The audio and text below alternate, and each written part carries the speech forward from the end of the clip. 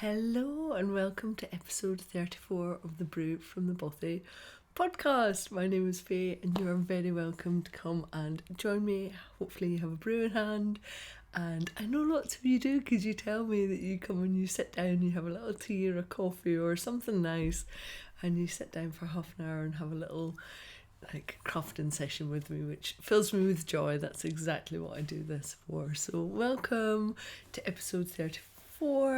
I've got quite a lot to show you. I always think I don't, and then I pull it all together and there's always quite a lot.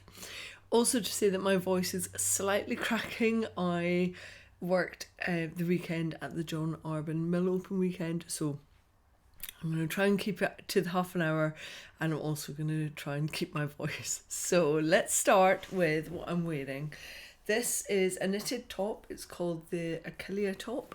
The designer is Helena Timms, who is one of the owners of the John Arbon Mill, and it is knitted in their heavy lace weight, which is in the Appledore, and the colourway is Sugar Bush.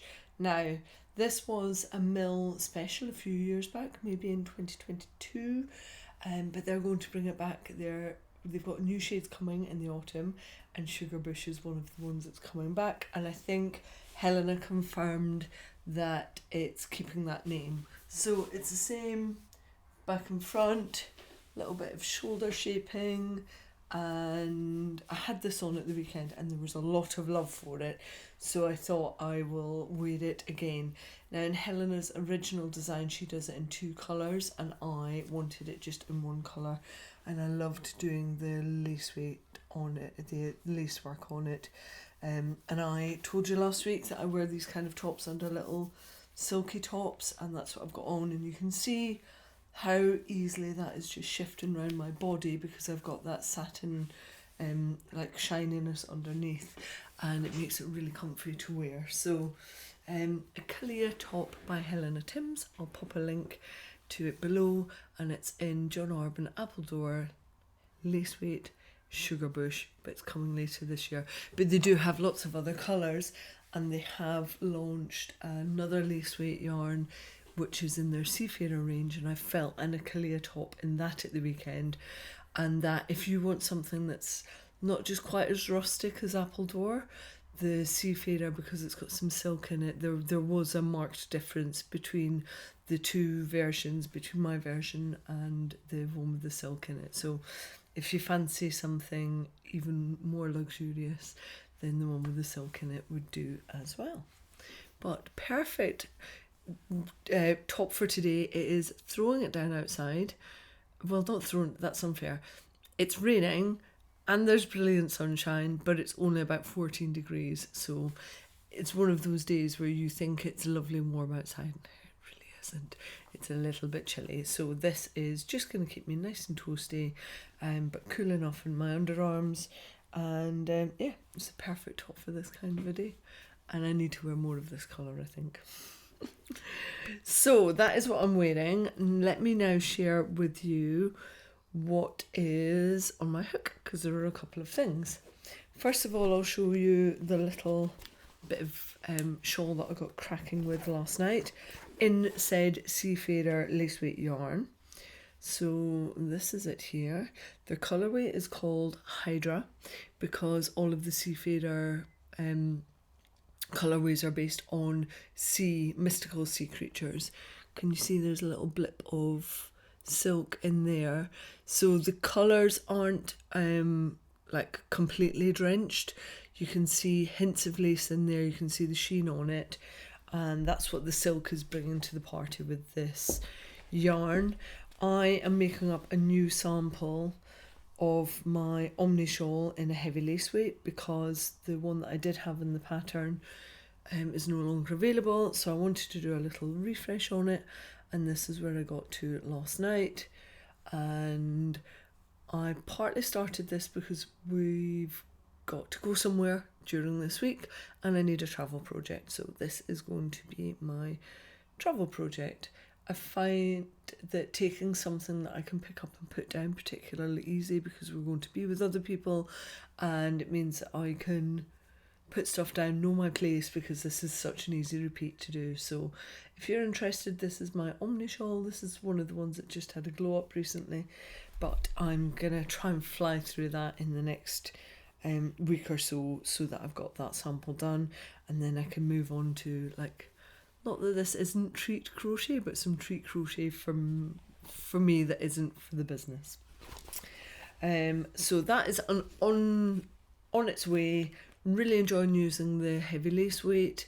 It's quite toothy, so it doesn't pull back that easily sometimes. Sometimes it's a dream with the silk, and then sometimes it's a little bit toothier.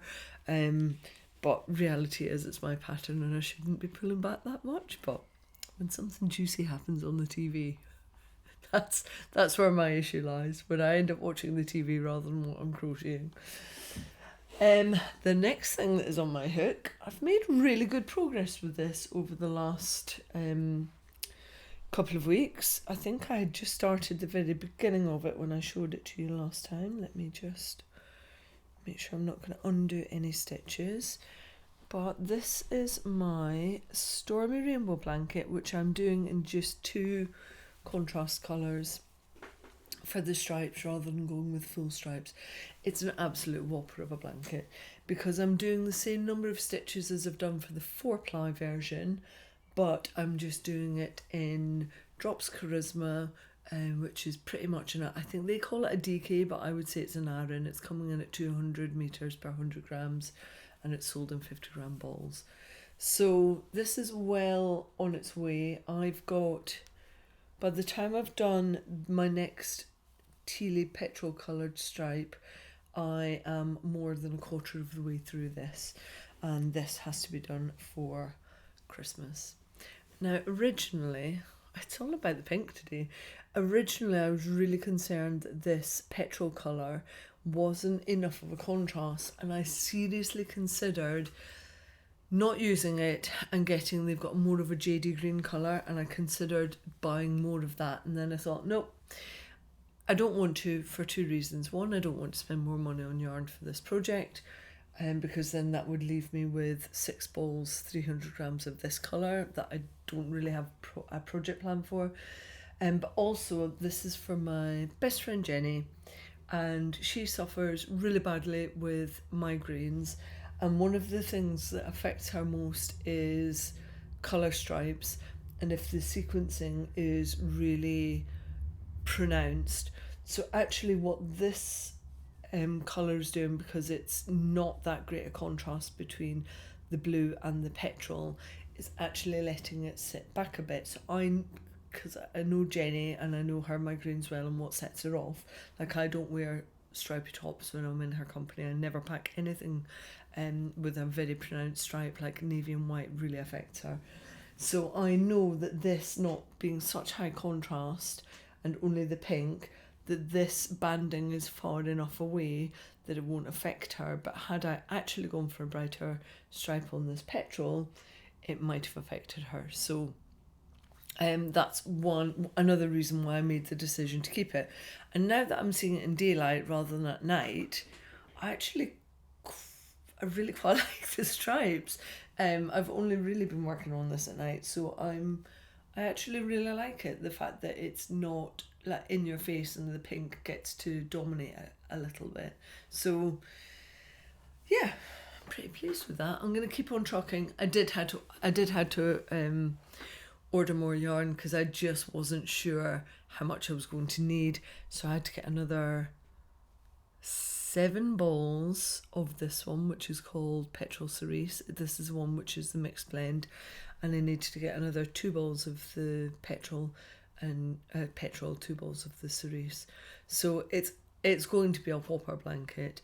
But I managed to get the same dye lots from Wool Warehouse for these 2, and I had to get a fresh dye lot for this one, but I've checked it and it's so similar that I don't think I'll have any problems with it. But I was a little bit wishful in my thinking in terms of how little yarn I would need for that. I'm pretty sure by the end of it, it will fit throw size on a double bedspread.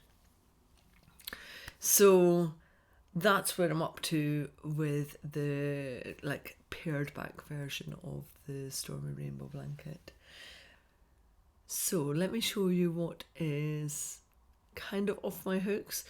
It's been off my hooks for a little while, but Deb and I got it through My Tech Editing. It's something that appeared in the John Arbon Annual number 4, which was the allotment garden version. And you can see them here, and I put them on the front cover as well. And they are my Rambling Rose designs. So it's a blanket and it's a wrap, and they come with, the concept is that you add your own embroidery on, but it's done with really simple stitches, so it's nothing too difficult if you've never done embroidery before. And I've got suggested templates in the pattern and written instructions for how you do the actual embroidery as well. I'm going to show you on the blanket because it's a bit more pronounced on that, and it is a whopper of a blanket. This is the blanket size. This is done in a worsted weight yarn, and then you use 4-ply for the embroidery, and you can use scraps. You don't have to use like dip into brand new mini skeins for it. And I've given the amount that you need for both, and then you just do the embroidery on both sides so it comes down the edges. I'm super pleased with this pattern. I love the kind of woven effect that I got in the main body of the blanket, and you could just do the blanket if you wanted and not add the embroidery, but I really feel like the embroidery adds a different element to it. So it's worked up in rows, and then you do rounds for a really simple border, and then you add the embroidery. But I tried to give really good instructions on how to add the embroidery, because if you're not new to it, then I want to help people and guide them with how they can do that. So I'll pop a link in for that one. So I've separated them out. This comes in 3 sizes. So there's a cot, a lap and a throw size. And then I've done the wrap as a separate pattern because I didn't see how I could pull them into one big pattern and make it work in terms of like marketing it and showing it off. So the second design is similar concept, so it uses the same row and round idea, but it's actually a wrap, and rather than having the embroidery on the lengths, they're on the corners. So corner 1 and corner 2, and it's the same rose hip design but done at a right angle, and it's a really easy one to wear because I made it long enough that you can do that very nice thing of doubling it over and hooking it, so you can actually wear it like really up and warm and snuggly, but also you can wear it so that it basically sits really nicely up and over your shoulders. And I did it in such a way that you can, when you do that, although I'm not showing this off very well, basically the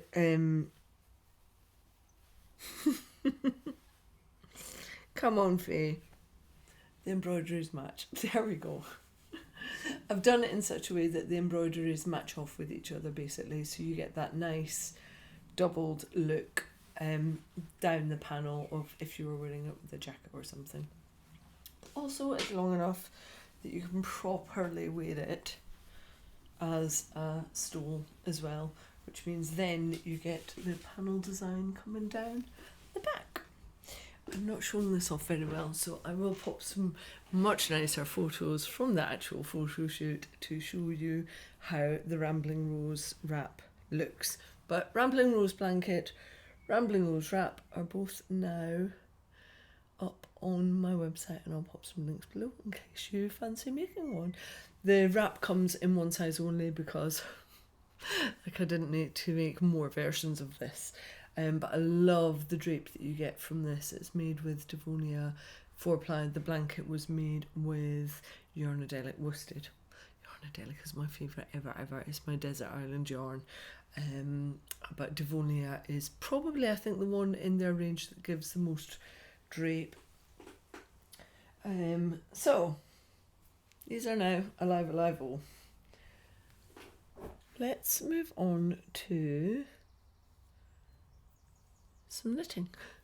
I haven't started that top yet, that is next on my list, but I did finish off my little scrappy socks, which I love. These are from my mum, but I'm like, oh, maybe they might not reach her because I really quite like them. And if you need a tutorial on how to get jogless stripes in your socks, and it works for working in the round for 2 rows or more in your colour sequencing. And by jogless, what I mean is, can you see this pink one? You've got a little jot here on the pink one and the green one above, and that's because I didn't use the technique to get a really clean colour change at the beginning of the round, but I did with every other one thereafter. It was intentional so that I could show it off in a tutorial. So I've just loaded up a colour tutorial, a photo tutorial for that, and there will be a video tutorial coming, but also maybe by Wednesday when this goes live, I will have a tutorial on how you can do stripes without having to weave in ends, because can you imagine making these if you had to weave in all of those ends? Life is too short for that. So I created a technique for how you can securely, not weave in ends, but make your colour changes really easy. This has been well tested for years and years and years now, up mountains, in my socks, in Matthew's socks, and they do not come loose as long as you don't chop these little end bits in, and they eventually felt in.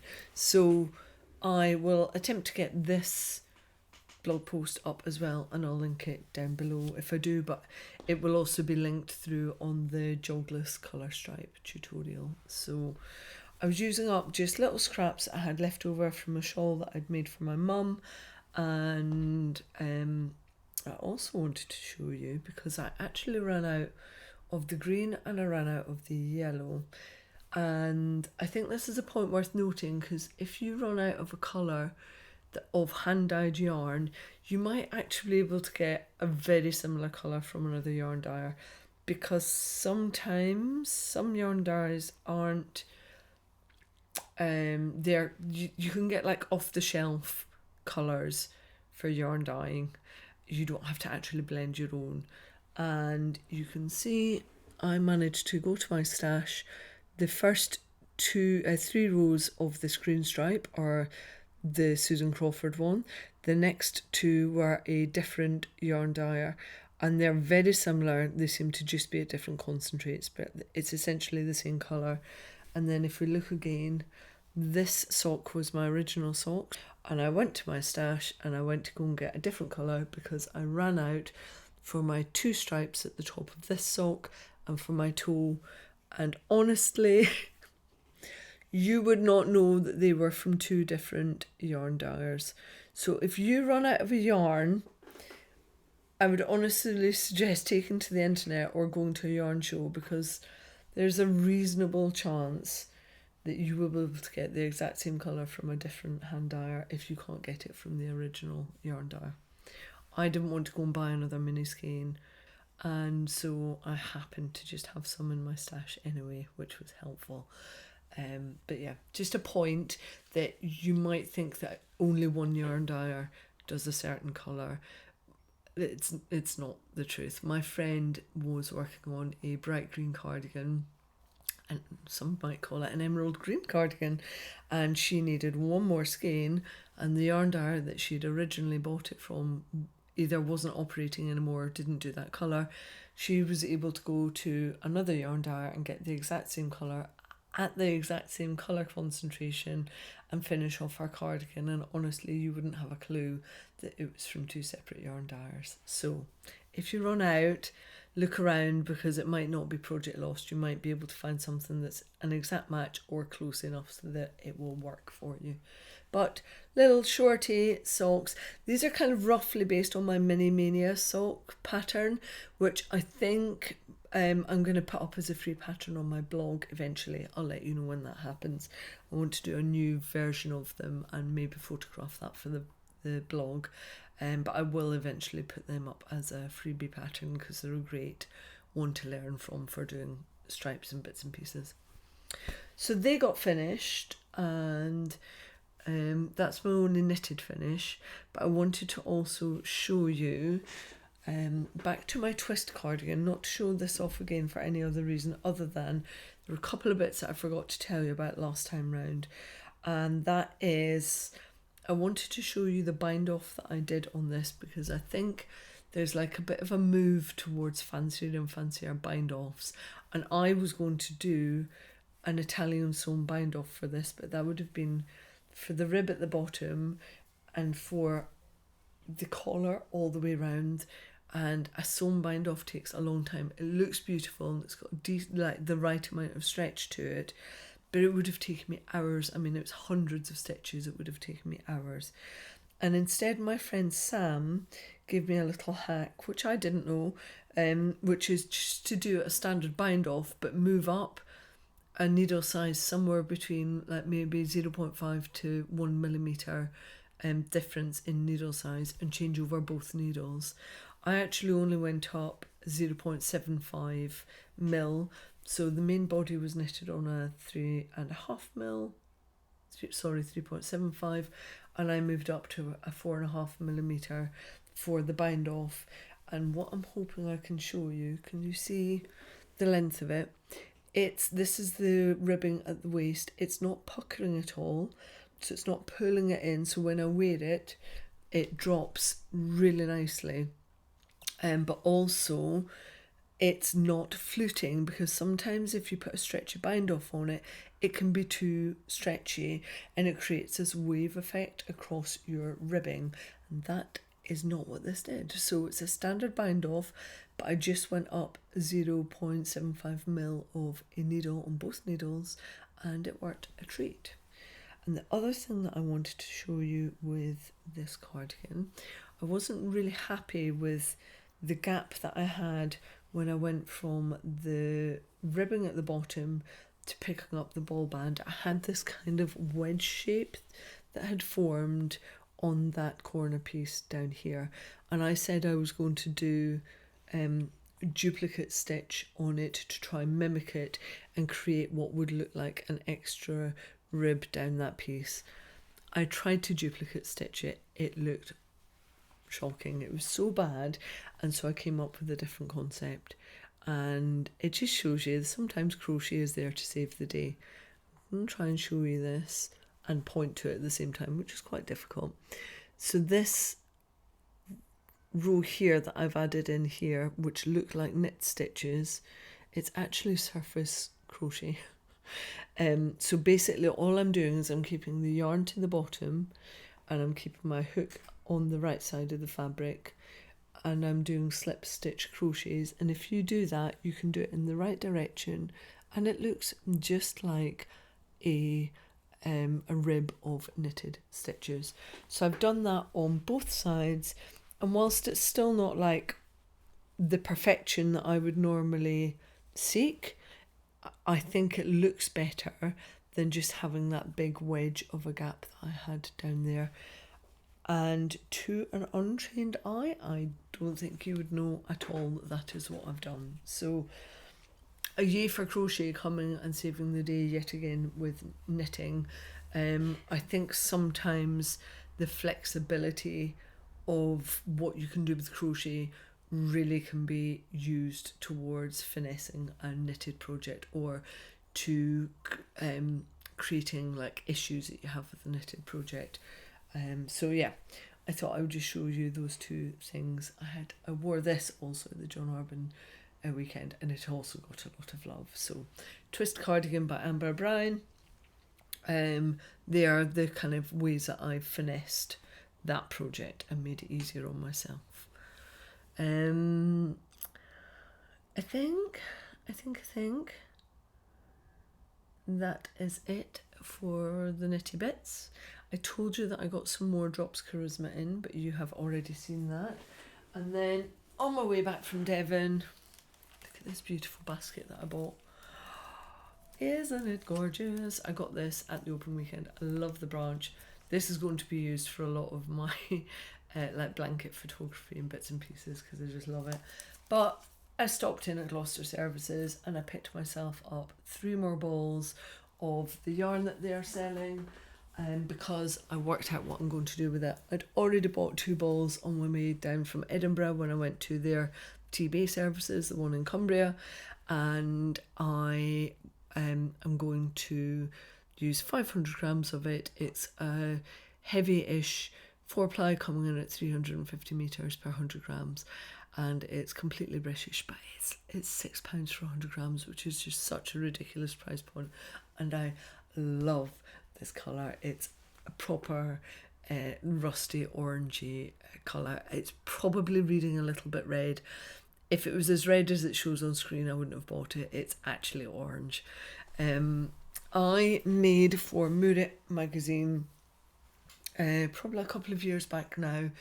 It's called the Fealty Hap, and I made it in a lace weight yarn from River Knits, and it probably took me about 100 hours of crocheting to make that hap. I'll pop a picture in. It was a lot of work because it's extremely fine and delicate.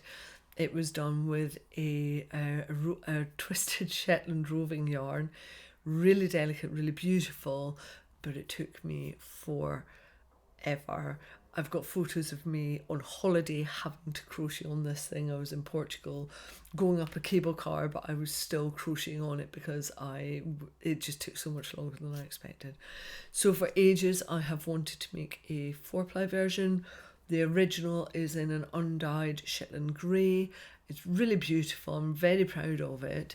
But I wanted to make a 4-ply version that wouldn't take 100 hours. It's probably still, let's be honest, maybe 40 to 50 hours worth of work to make this version, but I want a more colourful version of the hap, and I want it for me. So the original, if you're ever over at the River Knits yarn studio, the original is over with them. You can squish it, you can try it on. Please just be really careful with it, so it's very delicate. And this is going to be my version, and I'm looking forward to it because I really get a lot of wear out of haps. And if you don't know what a hap is, it's basically, it was a traditional Shetland shawl. They often were in big squares that were doubled over, and they are large enough that they can be over the shoulders and wrapped around the body and tied. So they were almost worn like a garment. Extremely warm, and the double nature of the fabric meant that they were slightly more windproof, but also they tended to be done in Shetland lace, extremely delicate but workhorse garments. Haps where they weren't there for looking really beautiful, they were there for the people of Shetland to wear and use as like a utility item in their wardrobe. And you also get really delicate versions that were done for fashion purposes. So my version is a workhorse version, and I'm looking forward to getting my hook into that. But I have got 2.5 more blankets to finish before I get on to my fealty hap. But looking forward to seeing this colour worked up in a hap that I can wear maybe this winter. We'll see. So that's all the yarn that was incoming. Yes, it was. There was no more basket and a yarn, but I couldn't resist that blanket. The blanket basket. It was too nice to pass up. Right, lovely people. I think that's it from me. I think I've covered everything. If you were at the John Arbon Mill Open weekend and I saw you, it was so nice. Like Marge, Caroline, Lisa, there were so many lovely people that I saw and got to spend some time with. Jeannie, hello. It was really nice. It's a fab weekend if you can ever get there to Devon. If not, there is a virtual one coming up which you can all attend free of charge. It's in the second weekend of July. I think it's over the 11th and 12th. I'll pop a link down below for it because they've got talks and classes that you can attend. You just need to sign up for them. And I've seen what the mill specials are for this year. And they're based in the Seafarer lace and the Seafarer sport weight. They're beautiful. There's a kind of peachy rust colour in there that I nearly came home with a jumper quantity, and I had a long hard talk at myself and made myself say no, but it nearly came home with me. Right, that is all. So nice to spend some time with you. It was so nice to see people at the John Arbon Mill Open weekend. It's lovely that you come and sit and have a brew with me. What have you been up to? What have you been crafting? What yarn have you been using?